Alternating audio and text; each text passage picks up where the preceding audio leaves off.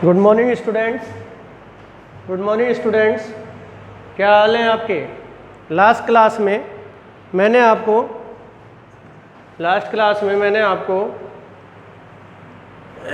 Trade discount और cash discount के बारे में बताया था और मैंने ट्रेड डिस्काउंट और कैश डिस्काउंट से रिलेटेड बहुत ट्रांजेक्शन्स आपको दिए थे, समझाए थे। अब मैं आपको कुछ ट्रांजेक्शन्स ऐसे देने जा रहा हूँ जिनको आप समझेंगे और करके मुझे सेंड करेंगे। इसमें डिस्काउंट से रिलेटेड भी है, कैपिटल से रिलेटेड भी है, इस तरह के ट्रांजेक्शन्स हैं। जैसे पहला ट्रांजेक्शन है फर्स्ट, महेश ने 10,000 रुपये का माल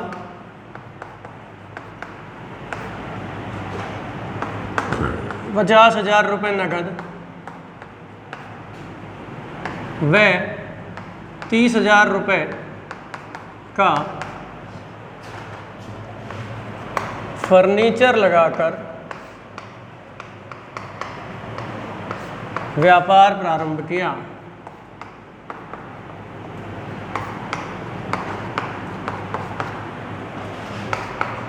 mister Mahesh started business with cash rupees 50,000, goods rupees 50,000, cash rupees 10,000, goods rupees 50,000 and furniture rupees 30,000। First transaction. Second transaction, Harish से 10,000 रुपये का माल खरीदा। TD 10%। Purchase goods from Harish rupees 10,000, TD 10%। Third,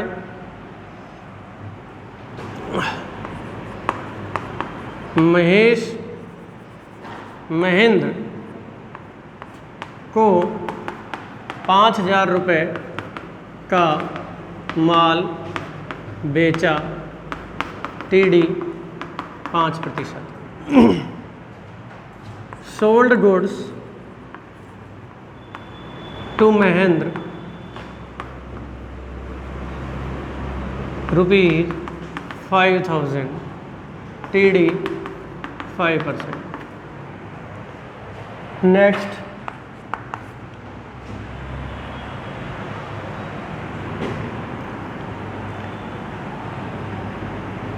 Harish को पूर्ण भुगतान में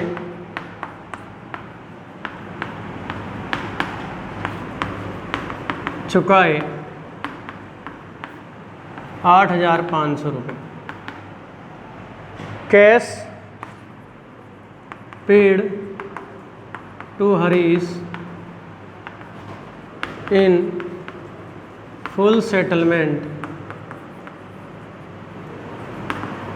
रुपीज 8,500। नेक्स्ट,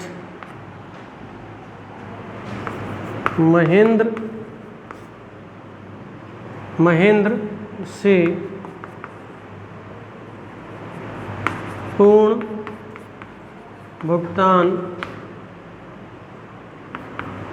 में प्राप्त किए 4,000 रुपये। Cash received from Mahendra rupees 4,000। Next, Ravi को चुकाए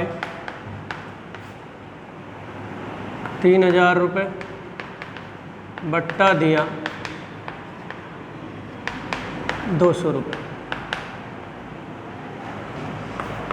cash paid to Ravi ₹3,000, discount allowed ₹200।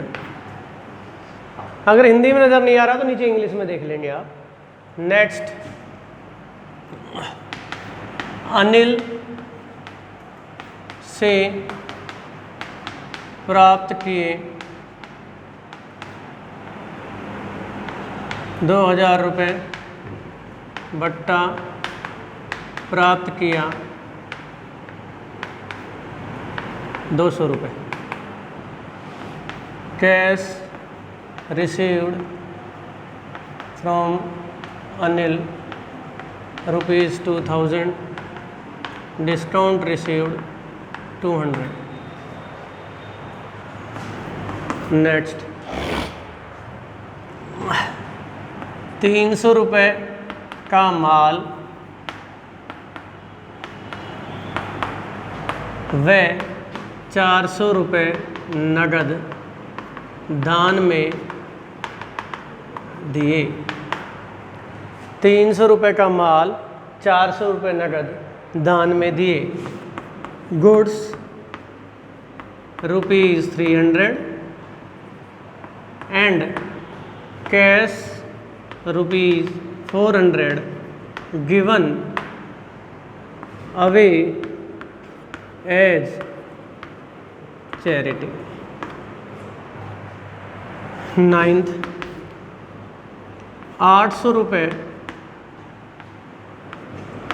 का माल मुफ्त नमूने में दिया।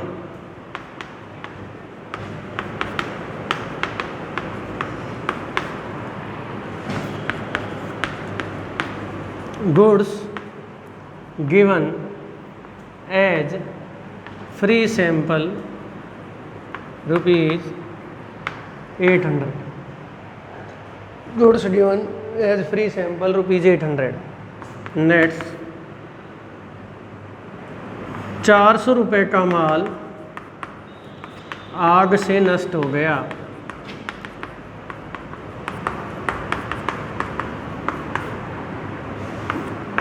गुड्स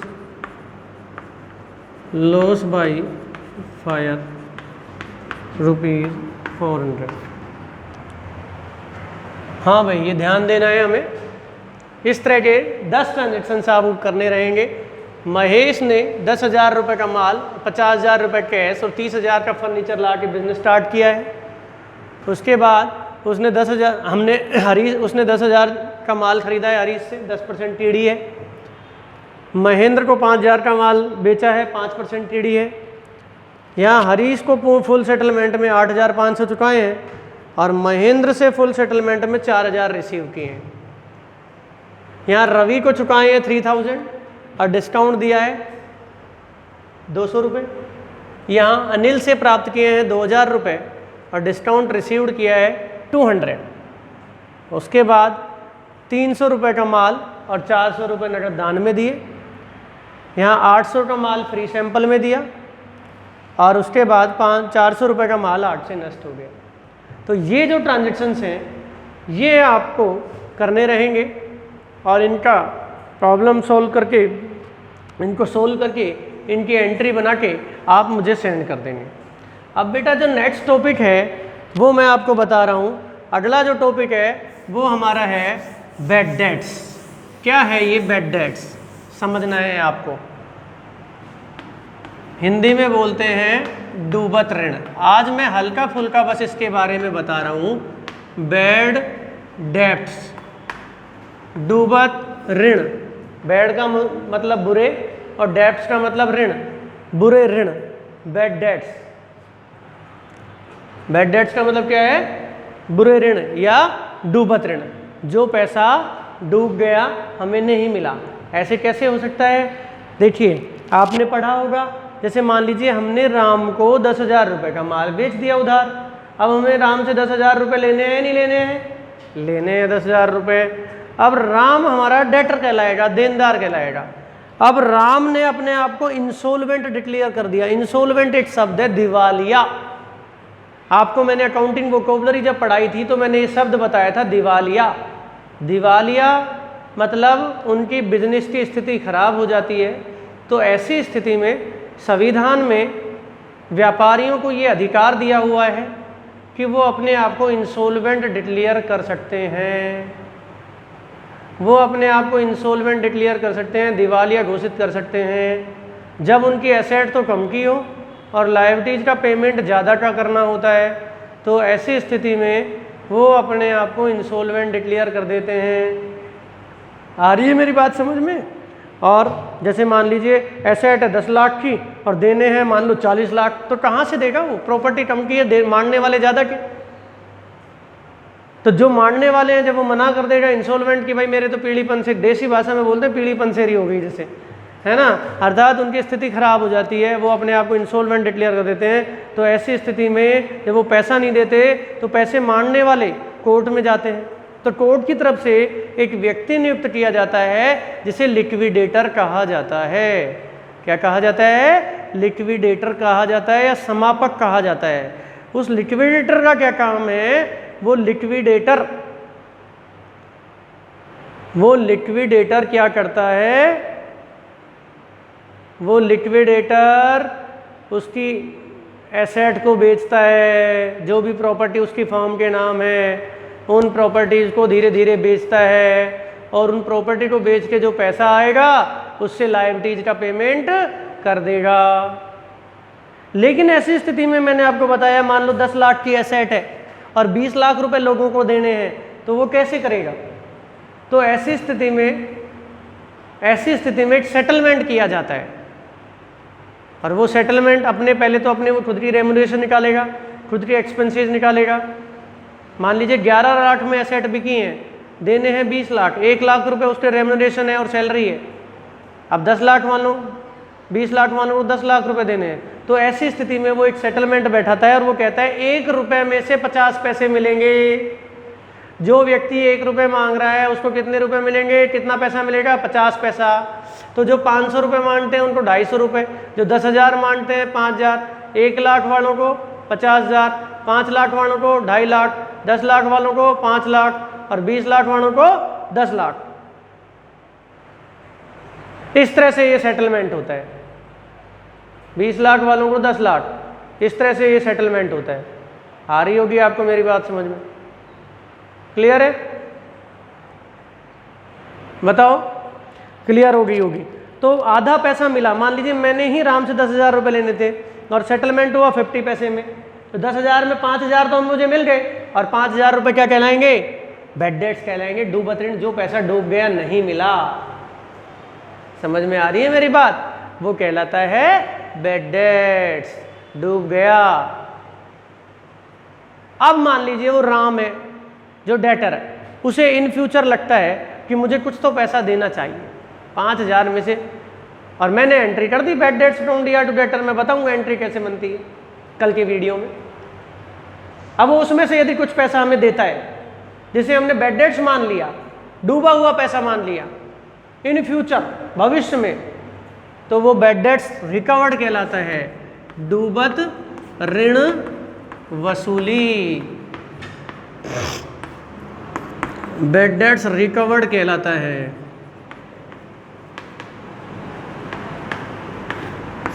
डूबत ऋण वसूली कहलाती है। क्या कहलाती है वो? डूबत ऋण वसूली कहलाती है, बैड डेट्स रिकवर्ड कहलाती है। यदि इन फ्यूचर डूबा हुआ पैसा हमें भविष्य में मिल जाता है, तो इनके बारे में बैड डेट्स की एंट्री, बैड डेट्स रिकवर्ड की एंट्री, ये सब मैं आपको नेक्स्ट लेक्चर में बताऊंगा। आज के लिए इतना ही। ओके।